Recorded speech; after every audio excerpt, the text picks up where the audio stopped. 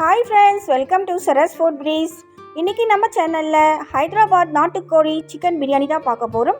இந்த பிரியாணி நல்ல காரசாரமாக நல்லா உதிரியாக இருந்தால் ரொம்ப டேஸ்ட்டாக இருக்கும். அதே சமயம் ரொம்ப ரஃப்பாலாம் ஆகக்கூடாது. அப்போ நம்மளுக்கு அது ஜீரணம் ஆகாமல் இருக்கலாம். இந்த மாதிரி சாஃப்டான உதிரியான சிக்கன் பிரியாணி எப்படி செய்யலான்னு பார்க்கலாம் வாங்க. இந்த ஹைதராபாத் சிக்கன் பிரியாணி செய்யறதுக்காக நான் ஒரு 600 கிராம் அரிசி எடுத்து 2 வாட்டி கழுவி இப்போ அரை மணி நேரத்துக்கு ஊற வச்சாச்சு. இப்போ சிக்கன் நாட்டுக்கோழி எடுத்துருக்கேன். இந்த நாட்டுக்கோழி நல்லா கழுவி வாஷ் பண்ணி எடுத்து வச்சுருக்கோம். இப்போ அந்த கோழி நம்ம மேரினேட் பண்ண போகிறோம். அதுக்காக ஃப்ரைடு ஆனியன் தேவை நமக்கு முக்கியமாக. இப்போ அதுக்காக ஒரு 5 டேபிள் ஸ்பூன் அளவுக்கு நான் எண்ணெய் எடுத்திருக்கேன். இப்போ எண்ணெய் நல்லா காஞ்சிருச்சு. இப்போ இந்த ஆனியன் ஒரு 2 பெரிய சைஸ் ஆனியன் ஸ்லைஸாக கட் பண்ணி வச்சுருக்கோம். இது நல்லா ஃப்ரை பண்ணிக்கலாம். ஃபஸ்ட்டு நல்லா மிக்ஸ் பண்ணி நம்ம ஃப்ரை பண்ணிக்கலாம். கொஞ்ச நேரம் நம்ம கரண்டியெல்லாம் விடாமல் அப்படியே விட்டோம்னா நல்லா கோல்டன் ஃப்ரை ஆகிடும். இப்போ பாருங்கள், ஒரு 5 நிமிஷத்துலேயே இந்த மாதிரி கோல்டன் ஃப்ரை ஆகிடுச்சு. இப்போ இது நம்ம எண்ணெயெல்லாம் இருத்து தனியாக எடுத்து வச்சுக்கலாம்.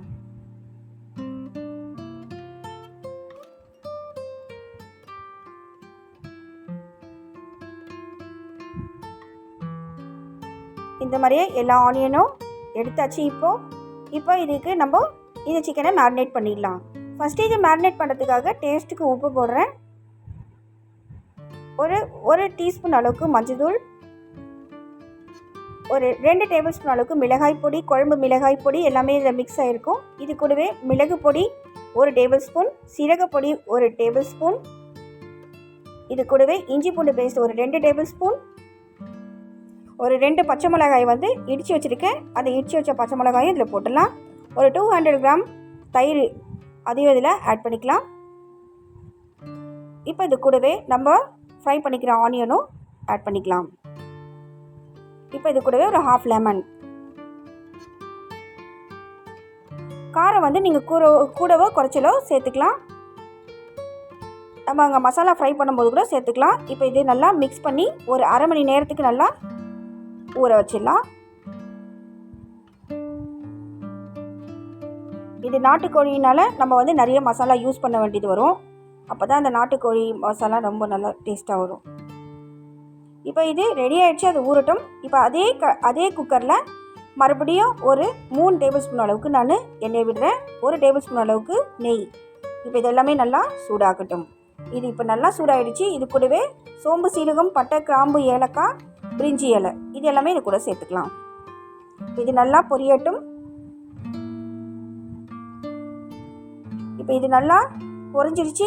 இப்போ நம்ம பெரிய சைஸ் வெங்காயம் மறுபடியும் ஸ்லைஸாக கட் பண்ணி வச்சுருக்கோம். அது இதில் சேர்த்து நல்லா கோல்டன் ஃப்ரை ஆகிற வரைக்கும் நம்ம இதை நல்லா ஃப்ரை பண்ணிக்கலாம்.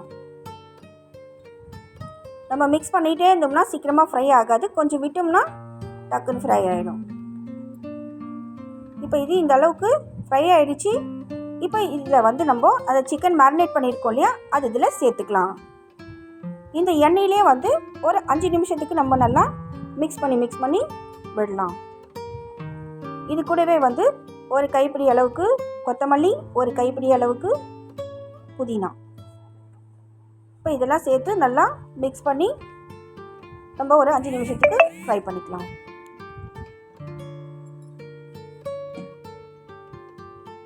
இப்படி ஃப்ரை பண்ணுறதுனால தான் அந்த மசாலாலாம் நல்லா உள்ளே இறங்கி நல்லா டேஸ்ட்டாக இருக்கும். சிக்கன் நம்ம சாப்பிடும்போது வெறும் மசாலா இல்லாமல் சிக்கன் இருக்காது. இந்த மாதிரி ஃப்ரை பண்ணுறதுனால நல்லா மசாலா அதில் கோட் ஆகும். இப்போ இது 5 நிமிஷம் மிக்ஸ் பண்ணியாச்சு. இப்போது நம்ம அரிசி 600 கிராம் எடுத்துருக்கோம். அதே 600 கிராம் தண்ணி விட்டுடலாம். ஏன்னா அரிசி தனியாக வேக வச்சு தான் நம்ம லேயராக போட்டு குக் பண்ண போகிறோம். இப்போ இது நல்லா மிக்ஸ் பண்ணிவிட்டு ஒரு கொதி வந்த பிறகு நம்ம க்ளோஸ் பண்ணி இந்த சிக்கனை நல்லா வேக வச்சு எடுத்துக்கலாம். இது நல்லா முத்தின கோழி. நான் 10 விசில் வச்சு எடுக்க போகிறேன். அப்போ தான் நல்லா சாஃப்டாக வெந்திருக்கும். இப்போ இது குக்கர் மூடி போட்டுடலாம்.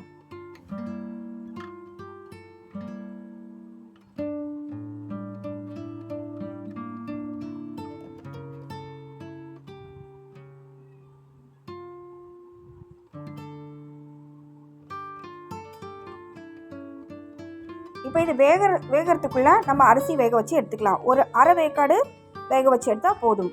இப்போ அதுக்கு நான் ஒரு பவுலில் தண்ணி நிரப்பி வச்சுருக்கேன்.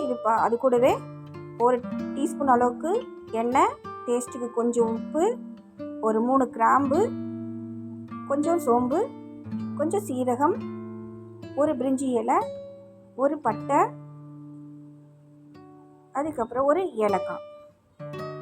இப்போ இது க்ளோஸ் பண்ணி நல்லா கொதிச்ச பிறகு நம்ம அரிசி போட்டுடலாம். இப்போ பாருங்கள், இது நல்லா கொதி வந்துருச்சு. இப்போ நம்ம அரிசி வந்து நல்லா தண்ணி வடிகட்டிட்டு இதில் போட்டுடலாம்.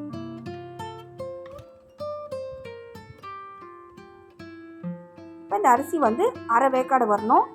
அப்போ தான் சிக்கன் வந்த பிறகு நம்ம வந்து இந்த அரிசி போட்டோம்னா அந்த தண்ணி வந்து கரெக்டாக ஈக்குவல் ஆகிடும். இப்போ பாருங்கள், இது வந்து அரை வேக்காடு வந்துருச்சு. ஒரு 5 நிமிஷம் 5லேருந்து 7 நிமிஷம் வரைக்கும் வேக வச்சா மட்டும் போதும். நல்லா கொதிக்கிற தண்ணியில் அந்த ரைஸ் நம்ம அந்த சிக்கன் கூட சேர்த்தோம்னா கரெக்டாகிடும். இப்போ மூடி போட்டு நல்லா தண்ணி வடித்து எடுத்துகிட்டு வந்துட்டேன். இப்போ இந்த அரிசியை இந்த சாதத்தை நம்ம அதில் போட்டு வேக வைக்க போகிறோம். இப்போ இது ரெடியாக இருக்குது. சிக்கன் வெந்திருக்கான்னு பார்த்துடலாம். இப்போ பாருங்கள், நல்லா குக்கரில் விசில்லாம் அடங்கிருச்சு. இப்போ பாருங்கள், சிக்கன் நல்லா வெந்திருக்கான்னு பார்த்துடலாம். சிக்கன் வந்து நல்லா பூ மாதிரி வந்திருக்கு. இப்போ நம்ம இந்த சிக்கனும் இந்த கிரேவியும் கொஞ்சம் தனியாக எடுத்து வச்சுக்கலாம். லேயராக போட போகிறோம் இல்லையா? அப்போ தான் வந்து இது ஹைதராபாத் நாட்டுக்கோழி சிக்கன் பிரியாணி. உங்களுக்கு இந்த டைமில் வந்து காரம் இன்னும் வேணும்னா கூட நீங்கள் ஒரு 2 டேபிள் ஸ்பூன் மிளகாய் பொடி சேர்த்து நல்லா கொதிக்க வச்சுட்டு அதுக்கப்புறம் இந்த கிரேவி தனியாக எடுத்து வச்சுக்கலாம். காரம் எவ்வளோ இருக்குன்னு டேஸ்ட் பண்ணி பார்த்துட்டு. இப்போ இது கரெக்டாக இருக்கிறதுனால நான் எதுவும் சேர்க்கல. இப்போ இது நல்லா கொதிக்குது. இப்போ ரைஸ் போட்டுடலாம். நீங்கள் கொஞ்சம் கொஞ்சமாக ரைஸ் சேர்த்து கூட லேயராக போடலாம். நான் வந்து அடியில் தண்ணி இருக்கிறதுனால ஃபுல் ரைஸும் போட்டு மேலே சிக்கன் போட போகிறேன்.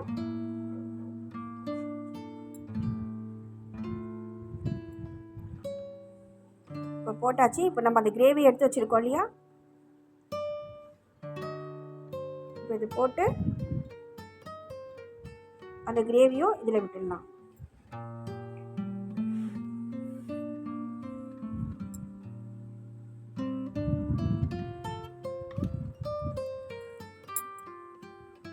இப்போ இது கூடவே வந்து நம்ம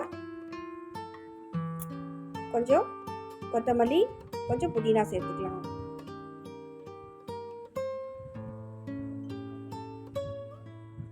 அந்த ஃப்ரைடு ஆனியனும் இது கூடவே நம்ம இன்னும் கொஞ்சம் போட்டுக்கலாம்.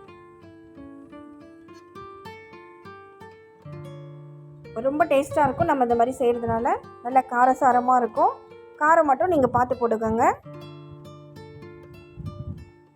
இப்போ ஃப்ரைட் ஆனியனும் போட்டாச்சு. இப்போ குக்கர் மூடி நம்ம விசில் போட்டு ஒரு 10 to 15 மினிட்ஸ் வந்து நம்ம சிம்லேயே வச்சு குக் பண்ண போகிறோம். விசில் போட்டால் கூட விசில் அடிக்காது. கரெக்டாக 10 to 15 மினிட்ஸ். நான் 15 மினிட்ஸ் கழித்து எடுத்தேன். இதை பாருங்கள், நல்லா குக் ஆகிருக்கு. ரைஸ்லாம் ரொம்ப குழையாது, நல்லா சாஃப்டாக வெந்திருக்கும்.